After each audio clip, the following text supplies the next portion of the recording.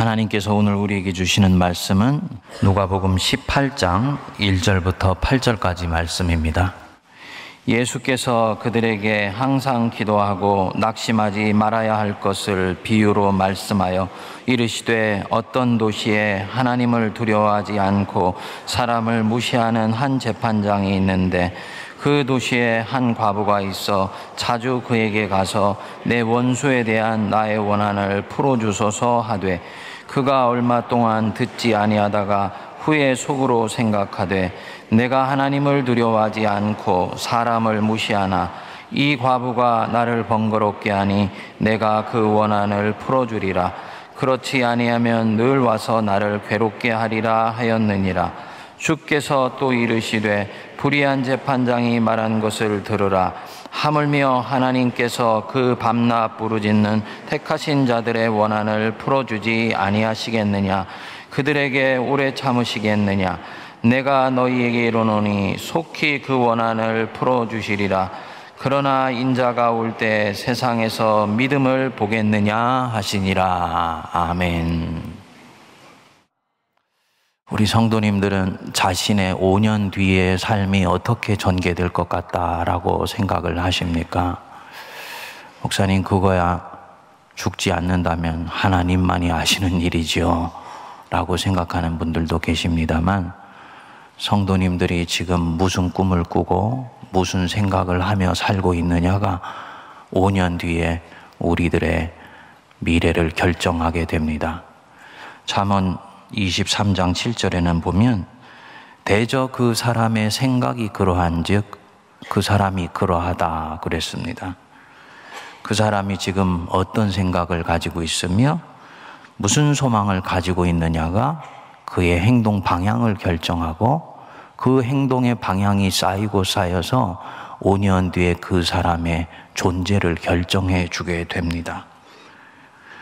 물론 우리 기독교 신앙인은 하나님의 섭리를 믿지요. 그런데 이 섭리를 믿는 분 중에 모든 것을 하나님이 뜻대로 결정하셔서 하나님 뜻대로 이끌어 가시며 그렇게 하나님의 일들이 이루어진다고 보는 분들이 있습니다. 이것은 섭리를 잘못 이해하고 있는 것입니다. 성경의 인생관은 닫혀있는 인생관이 아니고 운명적으로 결정되어 있는 그런 세계관이 아닙니다. 지금보다도 더 나빠질 수 있는 가능성도 있다라는 것을 말씀드리는 것이 아닙니다. 하나님을 사랑하는 자, 곧 그 뜻대로 부르심을 받은 자에게는 모든 것이 합력하여서 선을 이룹니다. 그렇기 때문에 적어도 그 사람이 하나님의 뜻을 쫓아 살아가려고 하는 의지를 갖고 있다면 그 사람의 인생은 절대로 나빠지는 일은 없습니다. 항상 주님이 선을 합력하여서 이루기 때문입니다.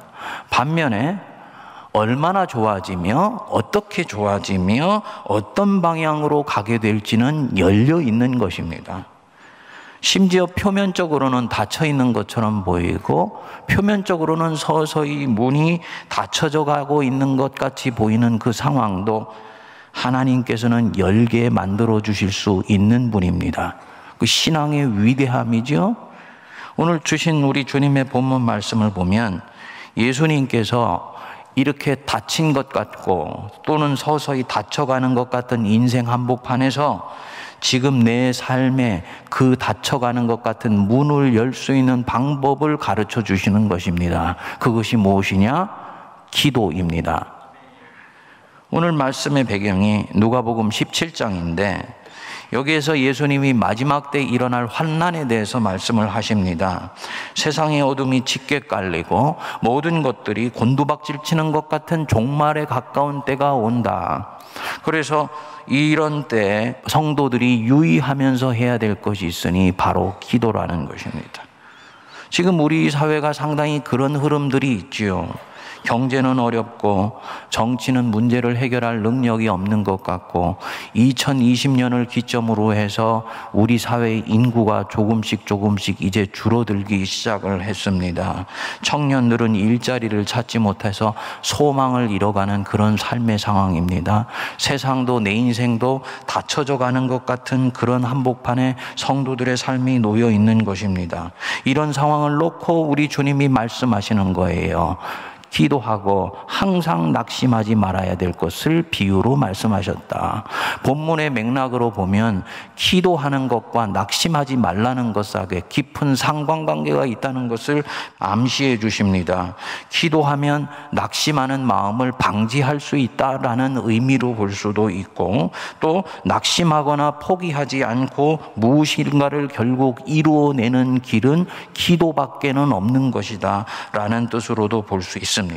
어쨌든 세상이 점점 닫혀가고 그 닫혀가는 것 같은 세상 한복판에 놓여진 내 인생도 점점 기회가 없어져 가는 것처럼 그런 느끼는 상황 가운데서도, 문이 걸어 잠겨져 있는 것 같은 상황 속에서도 너희는 낙심하지 말고 기도해야 된다라고 하시면서 그 유명한 불의한 재판관 혹은 끈질긴 과부의 비유를 말씀하는 것입니다. 여기에 보시면 기도하고 낙심하지 말아야 된다. 이때 이 낙심이라는 말이 단순히 마음이 낙담되다라는 뜻이 아닙니다. 헬라어 원어로는 엔카케인이라고 그래서 모든 의욕이 사라질 정도로 곤두박질 쳐버린 마음을 말하는 것입니다. 그래서 원래의 뜻으로는 완전히 정신을 잃다, 마음이 녹초가 되어버리다, 이런 뜻입니다. 성도들의 마음이 완전히 녹초가 되어버려서 기도하고 싶은 의욕이 들지 않는 경우들이 몇 가지 경우들이 있지요. 제일 첫 번째가 반복해서 짓는 죄 때문에 하나님께서 내 기도를 들으시지 않을 것 같다고 생각할 때입니다. 성도님들, 우리가 죄 짓는 것을 삼가해야 돼요. 하나님께 벌받지 않기 위해서이기도 하지만은 더 중요한 것은 죄를 짓게 되면 하나님이 내게 벌을 내리시기 전에 내가 하나님을 피해버리게 됩니다. 하나님께서 이런 내 모습은 받아주시지 않을 거야.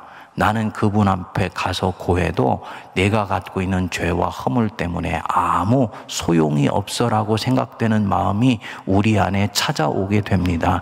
교묘하게도 이것은 양심의 이름으로 찾아오기 때문에 분별하기 쉽지 않은데 영적으로는 자학하는 마음입니다. 어떤 마음일지라도, 그것이 아무리 좋아 보일지라도 하나님으로부터 나를 멀어지게 만드는 모든 마음은 원수가 넣어주는 마음이라는 것을 꼭 기억하실 수 있게 되기를 바랍니다. 그래서 죄를 짓고 허물이 많아서 내 손에 피가 많이 묻었다 할지라도 주님 앞에 은혜의 보좌 앞으로 나아가면 그분이 씻어주실 것을 믿고 오히려 그때일수록 더 담대하게 나갈 수 있어야 돼요. 그런데 많은 사람들은 그렇게 하지를 못합니다. 죄를 지으면 스스로가 피해버리고 자기는 고해도 아무 소용이 없다고 생각하고 기도하지 않기 시작하는 것입니다. 두 번째로는 지나친 역경과 고난으로 인해서 마음이 완전히 녹아버려 기도할 의욕도 들지 않는 경우가 있습니다. 우리 기독교 신앙이 이런 면에서 너무 고난을 섣불리 미화하는 경향이 있어요. 고난당한 것이 내게 유익이라 이로 인하여 주의 율례와 법도를 배우게 되었나이다. 그런데 그것은 고난당한 당장 유익이 아닙니다. 고난을 잘 다루고 좋은 안내를 받아서 이 고난이 승화되었을 때 비로소 그것이 유익이 되고 율례와 법도를 배우게 되는 거예요. 이것이 잘못 다뤄지게 되면은 인격이 굽어지고 영성이 휘어지며 마음의 중심이 흩어져 버리게 되어서 기도하고 싶은 마음조차도 들지 않는 경우가 우리에게 찾아오게 됩니다. 성도가 기도하고 싶은 열망보다도 압도적인 고난에 처하게 됐을 때 자기 생각할 때는 기도할 수 있는 의욕이 찾아오지를 않는 것입니다. 이땐 누군가가 옆에서 도와주어야 되는 것이죠.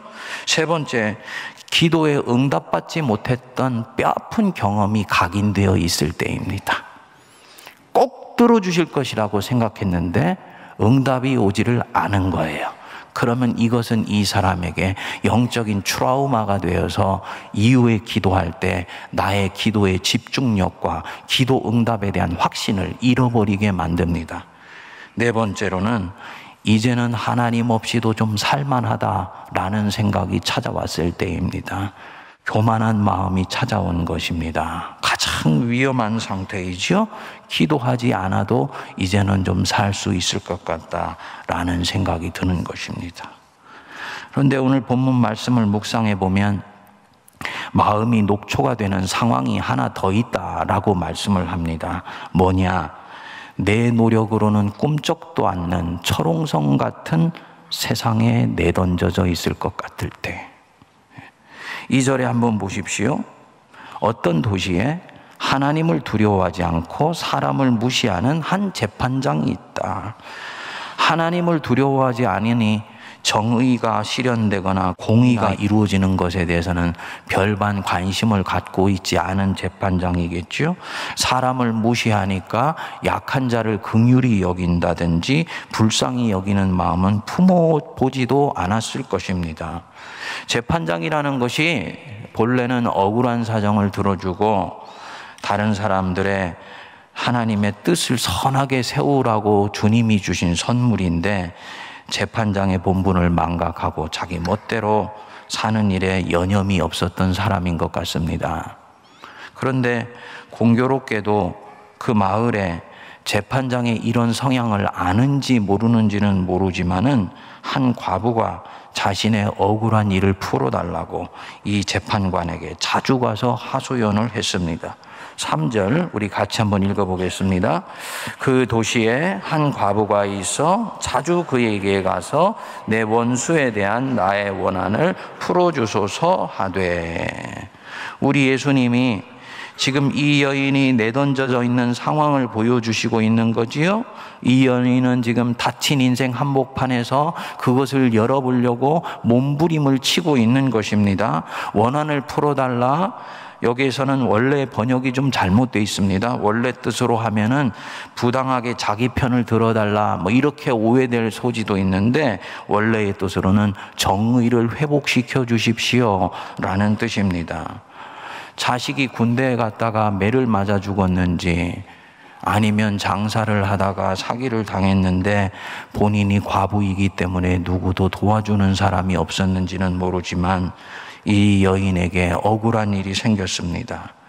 세상이 자기 답답한 마음을 귀 기울여주고 도와주는 사람이 있다면 이 여인은 열린 세계 속에서 살고 있는 것이죠. 그런데 아무도 도와주는 사람이 없었어요. 여인에게 유일한 탈출구는 이 완고한 재판장밖에 없었던 것 같습니다. 그런데 그 재판관이 전혀 반응을 해주지 않으니 얼마나 그 마음이 안타깝다 못해 참담한 마음이 되었겠습니까? 바로 엔카케인입니다. 마음이 녹초가 되어버린 것 같은 상황입니다. 그런데 이 여인은 다친 것 같은 이 세상에 지지 않는 것입니다. 왜냐? 그 재판장이 유일한 탈출구이기 때문이에요. 이것이 해결되지 않으면 내 이 간구가 해결되지 않으면 내 인생에 다른 어떤 것들도 열리지 않는다라는 명료한 자기 자신 안에 확신이 있기 때문입니다. 그렇기 때문에 어떻게 했습니까? 자주 가서 내 원한을 풀어주소서 하고 매달렸다. 자주 갔다. 이 말은 시간을 정해놓고 반복해서 말했다라는 뜻입니다. 잊을만 하면 가고 또 잊을만 하면 찾아가는 것입니다. 우리 주님이 지금 닫힌 인생을 여는 중요한 방법을 가르쳐 주시고 있는 것입니다. 뭐냐? 반복해서 찾아가서 매달려라. 성도님들, 반복해서 찾아가서 매달리시고 계시지요? 대답이 전혀 없으시네요. 예. 한 번에 2-3시간씩 찾아가지 마십시오. 연초되면 성도님들이 성경을 올해는 내가 꼭 한 2-3번은 읽어야지, 올해는 내가 기도해야지 결심하지 않습니까? 근데 성도님들 대부분 보면 창세기 시작해서 전부 홍해바다 지나다가 빠져 죽고 요단강 건너다 빠져 죽고 그렇습니다. 왜 그러냐면 자기가 지금 쓸 수 있는 영적 근육보다도 초반에 과도하게 많이 움직이기 때문이에요. 기도도 마찬가지입니다. 2-3시간씩 찾아가서 매달리면 소용이 없어요. 응답이 없으면 내가 지칩니다. 이 여인은 아마도 그렇게 했을 것 같습니다. 아침에 재판장이 문을 열면 찾아가서 30분 동안 얘기합니다. 그리고 재판장이 저녁에 해지기 전에 또 가가지고 30분 매달려요. 그리고 나서 재판장이 꿈쩍하지 않지만 본인도 꿈쩍하지 않습니다. 다음날 아침에 또 찾아가지고 또 매달립니다. 잊을만 하면 반복해서 찾아가는 것입니다. 재판장의 마음속에 딱 각인이 된 것입니다. 반복해서 이렇게 찾아가 매달렸더니 서서히 변화가 일어난 것입니다. 4절에 보시면 그가 얼마 동안 듣지 아니하다가 후에 속으로 생각하되 내가 하나님을 두려워하지 않고 사람을 무시하나. 5절 우리 같이 읽겠습니다.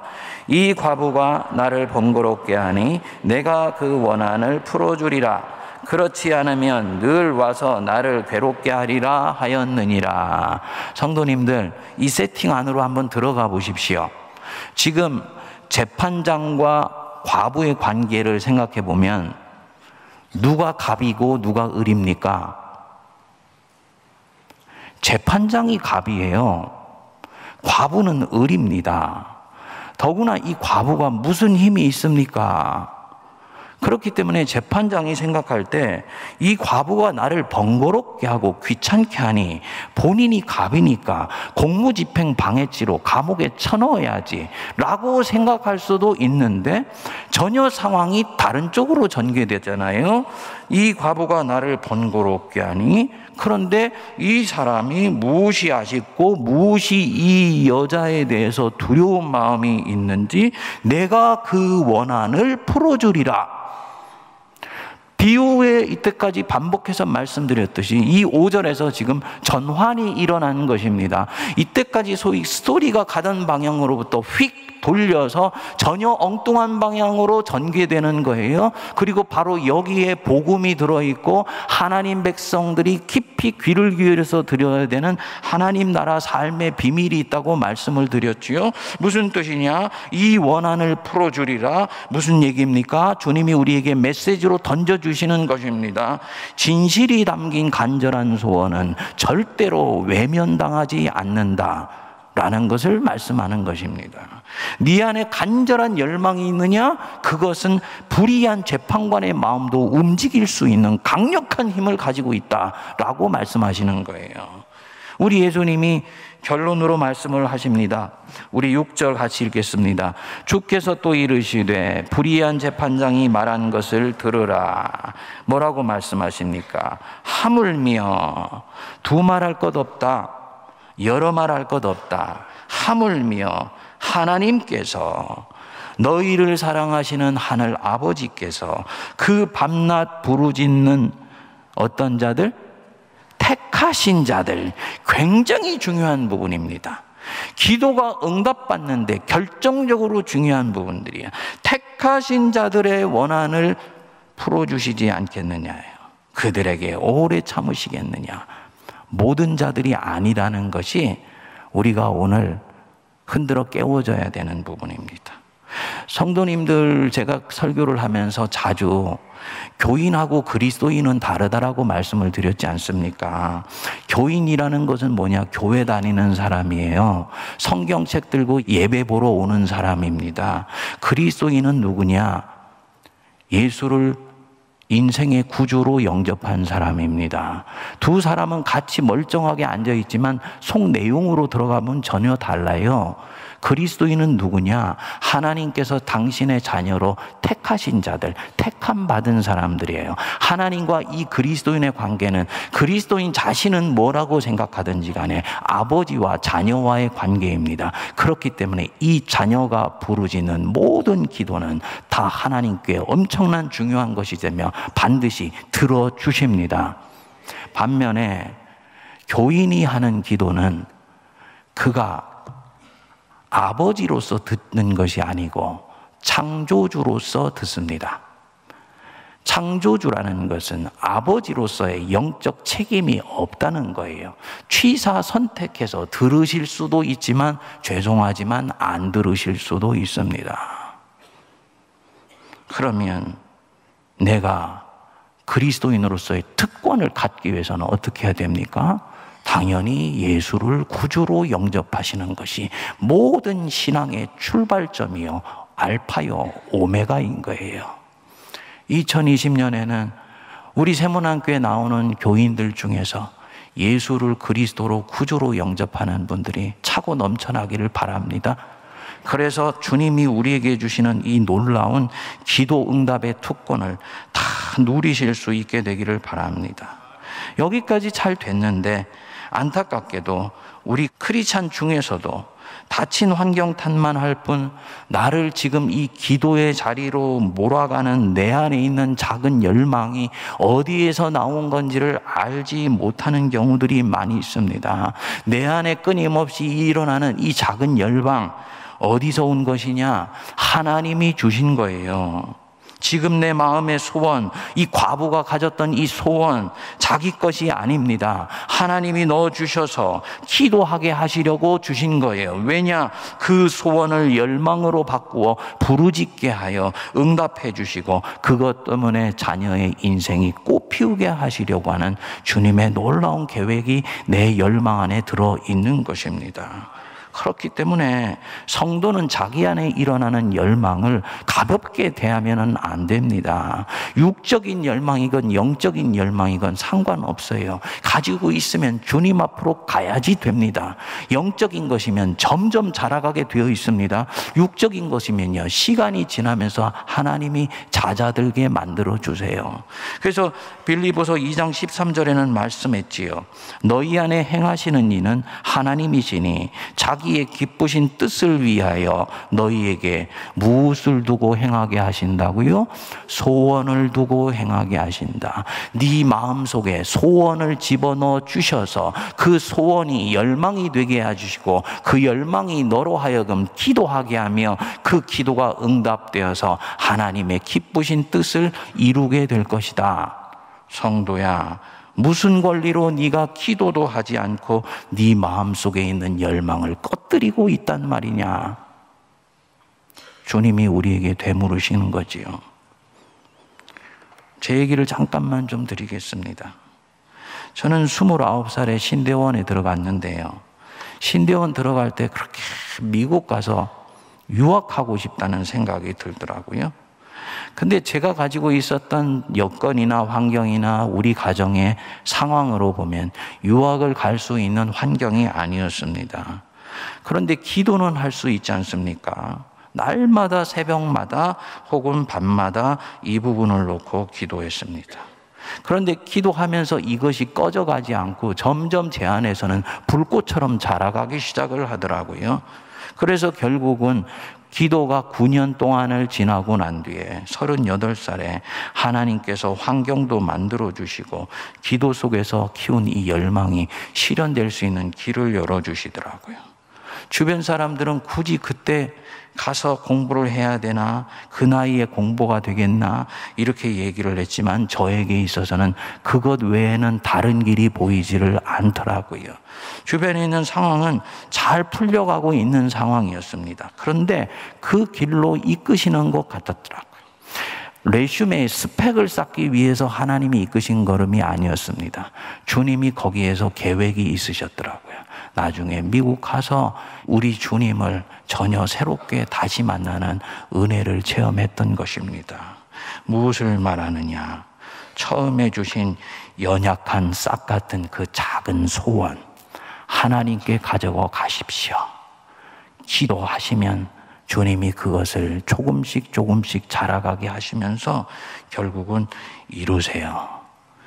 내가 한 일, 내가 했던 환경, 그것을 짓밟지 않고 된소리 내리면 기도로 감싸 주시면서 주님께 가져가는 바로 그것이 결국은 하나님의 일을 이루게 해 주십니다. 이런 면에서 저와 여러분들의 삶은 열려 있습니다.